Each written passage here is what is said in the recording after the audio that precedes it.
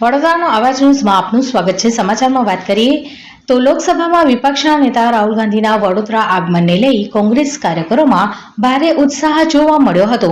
Vadodara airport પર તથા બહાર મોટી સંખ્યામાં કાર્યકરો ઉમટી પડ્યા હતા।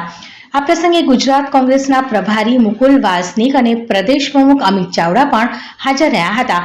કાર્યકરો દ્વારા રાહુલ ગાંધી જિંદાબાદ જેવા નારાઓ લગાવાયા હતા। રાહુલ ગાંધી હવે 3 દિવસીય કોંગ્રેસના પ્રશિક્ષણ શિબિરમાં માર્ગદર્શન આપશે।